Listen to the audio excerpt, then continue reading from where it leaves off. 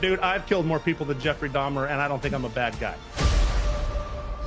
The scale of the Minnesota fraud scandal is jaw-dropping by anyone's measure. More than $1 billion has been illicitly drained from welfare programs, mostly by members of a large Somali community.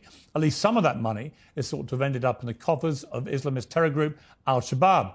And some of the early attempts to investigate this mass fraud were reportedly silenced over fears of racism. We've seen this story before. There's uncomfortable echoes of a UK grooming scandal in which the systematic abuse of young white girls by mostly Pakistani men was shamefully ignored over fears of stoking racial tensions.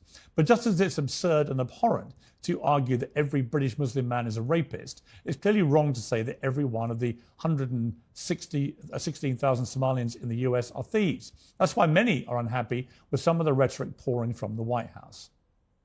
I hear they ripped off Somalians.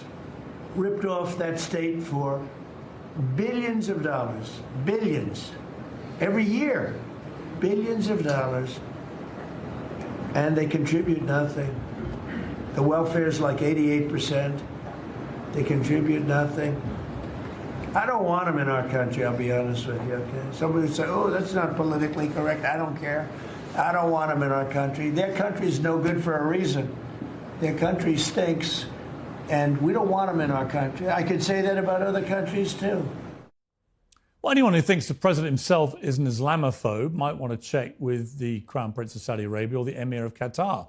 But there's no doubt that his words carry weight with the people who support him. And just as we saw in the aftermath of a National Guard terror attack carried out by an Afghan immigrant who'd worked with the CIA, many think it's now open season on all Muslims. Republican congressional candidate Valentina Gomez, who's listening in and joins us shortly, posted this.